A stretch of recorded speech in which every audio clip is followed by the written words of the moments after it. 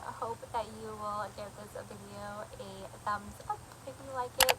And please don't forget to turn on that notification bell so you never miss a video. And subscribe to this channel. That would mean the world to me. That way you can join the family and be a part of this community we're creating here. Today's video, as you can see by the title, is going to be a little bit personal today. Let's just dive right in. So this video is going to be a really hard one for me. People can be very judgmental. People can stereotype. Even though we're in the 21st century, people still stereotype and judge them horribly. I sometimes like to not necessarily hide my past, but I don't like to divulge it. Whatever. I don't like to come out with all of that information all at once, because until I get to know the person or trust that person, a lot of times that can get used against me later. And I've been in many friendships, relationships, or whatnot, where it's like I've had my addiction thrown back in my face and used against me. It's also been used against me in the health department. I just like to not bring it up anymore until I trust the people. But I know that by sharing my story, it can also help a lot of people. I thought that I would just go ahead and come right out and just start being more open about it in social media. I used to be a lot more open about it before, but like I said, I got burned a lot, so I have been very hesitant about talking about it anymore. First things first is I am over 4 years clean now, and I'll just go ahead and tell you the story. I moved to the Portland, Oregon area from California when I was 14, and I became very, very depressed about it, and pretty deep depression, and struggled with my weight and stuff, and I was developed an eating disorder, and I started drinking at parties at 16, and I was completely wasted at every single party, and I realized how great it felt to not have to feel anything. And I was also super shy, and so at the parties I became an outgoing girl. It gave me an outlet. I just felt more confident in myself by drinking, and so that became a problem. I didn't do it in the day, or I never did it by myself or anything like that. I only did it at parties, but it was every party I had to get completely wasted. At 19, I got pregnant. That's a whole other story, and I will put out a video about my 19 and pregnant story. I didn't drink or anything, thank goodness, with my son. So while I was pregnant, nothing with him. But after I had him, his dad and I was married. I got married after I got pregnant, and then it was a very, very bad marriage, and that will be in my 19 and pregnant story. I started becoming a really bad alcoholic during that marriage, because it was such a very unhealthy, abusive relationship. He was cheating on me all the time and things like that, and we would fight, screaming at each other, type fighting.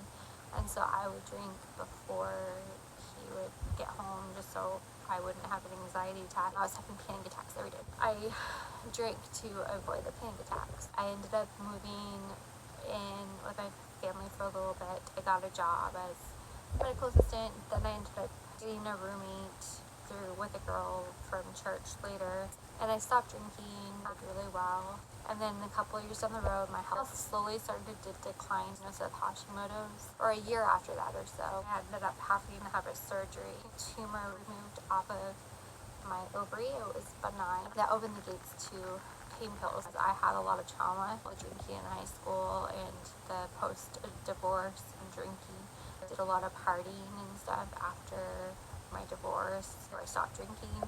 I had a lot of sexual trauma, and then with an ex-husband too. I realized that pills helped not only numb my physical pain, they helped numb my emotional pain too, and I liked that. Still didn't become addicted yet, but just remember really liking the feeling of it then. I ended up having a couple more surgeries down the road. I had to have pain pills for the pain before they had the surgeries. So I was on pain pills like all the time. And then after that, I had like a bulging disc, like migraines. After my surgeries, I was still getting Norcos prescribed by my doctor. The doctor that was prescribing them was prescribing them so much. I would run out early. A lot of the times he would just go ahead and prescribe more and hooked very easily. My family, my friends were watching like me slowly decline like pretty fast. Each year that went by, it was just like I kept doing worse and worse. Like, I never realized how bad I had gotten until after I had gone into treatment. It was 2013 when I finally first went into treatment. Friends of my family were going to have an intervention, but I ran out of pills, and I did eventually get cut off, and you can fill it for like another 5 days or something like that, and I started panicking because I was like, I didn't know what to do. I didn't want to go in withdrawal. One of my best friends had already called an ambulance on me. She thought I had overdosed. I was fully awake and talking. According to them, like I was walking into walls and like not making any sense. So they called 911. I refused to go with them. But because of that, and my parents did say like if I didn't get help soon, like they weren't going to take Caleb away, which is my son. So I decided to go ahead and go into treatment. I went voluntarily. They told me that the doctor there told me I was like super lucky. I had to take a lot of pain meds at one time. The amount of Tylenol I was taking far exceeds what you're supposed to be taking, and I could have like had liver failure and didn't have any liver damage whatsoever, and I still don't. And then I was also taking in between like prescriptions because I run out in like 2 days. Get 60 Norcos at a time. Go through them within a day or two. I would have like 100 Xanax at a time, and I'd go through those in like a few days. Use those to get through withdrawal till my next fix. I went into treatment. I did really good. I really realized that recovery is what I wanted. I met a lot of amazing people in recovery. Made a lot of really great friends. I was like really involved with the AA and NA community. I did a lot of volunteer work, and people were like dying. I would meet a ton of people and they would start dying from ODs, and I was having a really hard time coping with the fact that people kept dying, that I would get to know these people and then they just kept dying. That was really hard, especially because part of the reason why I got addicted to pills the first time was after my divorce. I ended up falling in love with a guy that I met in high school, and he died of leukemia, so I have like kind of a hard time with death. That always kind of eats me up a little bit inside, and just a lot of things that have happened. So when I start getting to know these people and then they just start dying off, I was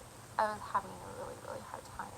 The counting the days, I think, really had an effect on me too. I started to also get sick, starting to get in severe pain. Like my joints were in pain so much, and like it hurt to move. I could barely get into bed. My joints were so hot to the touch, and I was getting exhausted. I was working like over 40 hours a week, and I would come home and like lay on the couch, and like I would just like start to fall asleep the minute I lay down on the couch because of how much I was working. And like I was a medical assistant, and so medical assistant work is hard. It's like hard. You're like running around like all day, and you're physical. Like I started calling in sick and stuff, and because I'm an addict and I have that name, like my roommate immediately started thinking that I was not enough. Immediately started calling me out on it and started saying that I was not enough and that I was on drugs and that I relapsed. And I'm like, no, I am just exhausted. Like I'm legit exhausted, and I wasn't. I was getting so frustrated because everyone was starting to say that I relapsed and starting all these lies about me. I was in so much pain. I couldn't handle it anymore. And so I went to these doctors. Nobody believed me because I was an addict. They thought all I wanted was pain pills. True, I did want something to help with my pain, but what I really wanted was someone to tell me why I was having this pain, bottom of the root cause, and not just cover up the pain. Nobody wanted to. I did go to a guy that would give me tramadol, ended up giving me stronger stuff, which is what made me relapse. He prescribed me oxycodone, oxycontin, and like a pain patch on top of it. That was when I relapsed. When I ran out of that, I started buying off of the street. That didn't last long. I couldn't afford to get pills. I found a friend who was in the program, had also relapsed. I was like, well, you're not gonna like this, but I know something that will help your pain, but it's a lot cheaper. It was heroin, and he got half of it for me. Smoked it throughout a whole day. I was supposed to meet him that night to get the rest of it. And at that point, I was just so desperate, and I was so upset with myself for getting heroin. So beyond frustrated that nobody would listen to me, that nobody understood my pain. No one wanted to understand me. I was just going to end it all, and my plan was to overdose on that second dose that he gave me. I don't remember exactly how it happened, or I went to the ER at the hospital that I worked at. The friend that came with me, she was a coworker, and I somehow opened up to her. She got me to feel comfortable enough to tell her kind of how I was feeling and about my plan, and she got me to feel okay enough to tell them. And they 5150 me because I was an addict. The doctor said I was just manipulating him for payments. That's a whole nother story that I will get into later. It has to do how I got diagnosed with lupus. I was treated very badly because I was an addict, and he treated me as if my pain wasn't real, and I was just manipulating him. I was sent to a psych ward who also, they didn't believe me. They said that nobody there believes me that I was sick. They all said that I was just faking it to get pills, that I'm just an addict, and that I just need to face my consequences and just admit the fact that I'm an addict. Quit the act, basically. I didn't have any plan for me. I was like, if I go to treatment, will you let me out? They said sure. I set up treatment with my friend's help. She got me to go to a place called Clean in West Hollywood, California. I loved that place so much. After a couple days of detox, the intake doctor, he kind of asked what's going on and stuff, and asked about my story and what happened. And it was just I just want to let you know I believe you. I retest you for everything. Tears just kind of started rolling down my face, and he was like, I could tell by the tears in your eyes that no one has believed you, have they? And I'm like, no one has believed me. 2 or 3 days later, yeah, you have lupus, and not only do you have lupus, but you're in a severe flare right now.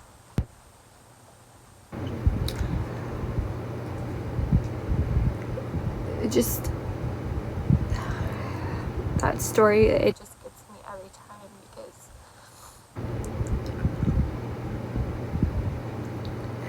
because I was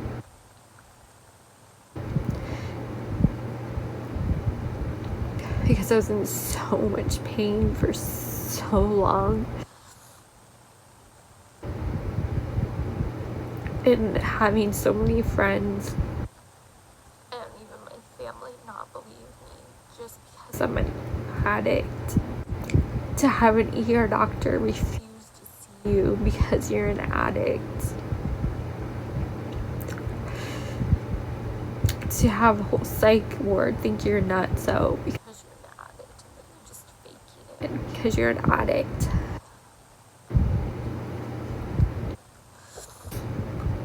It was hard.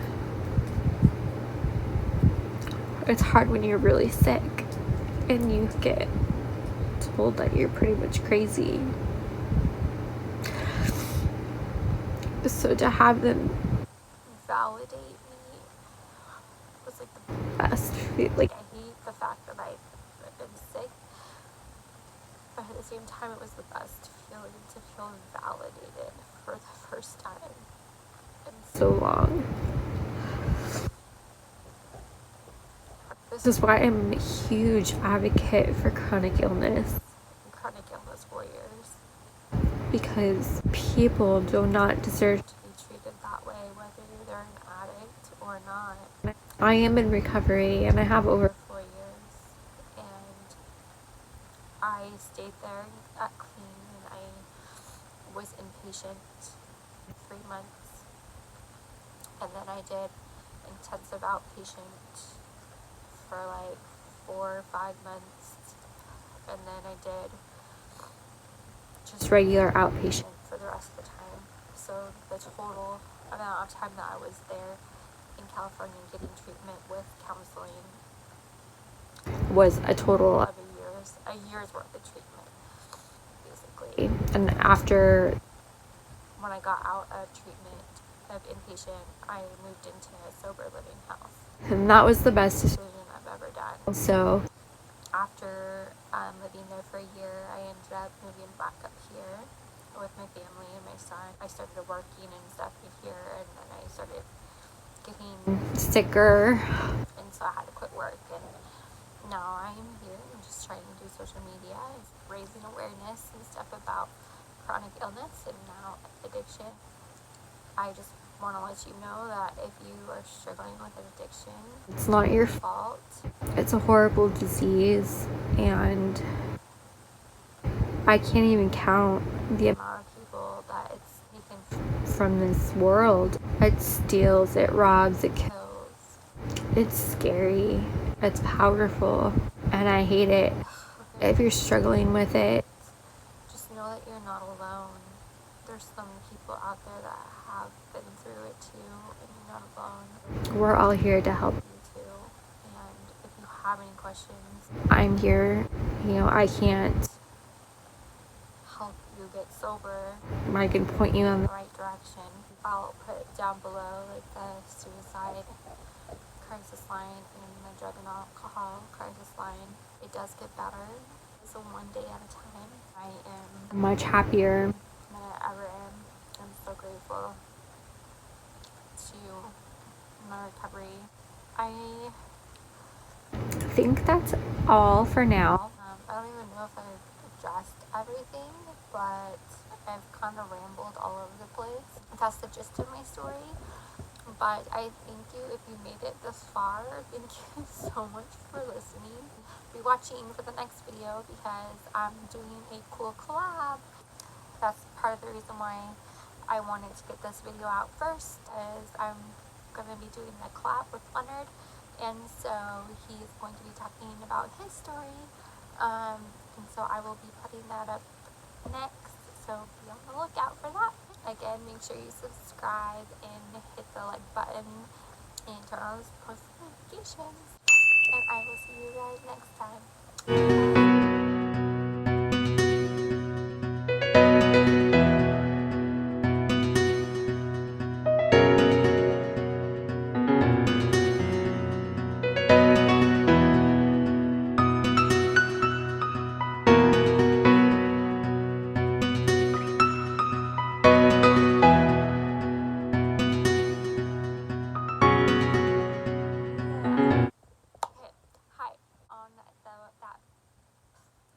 I already said that.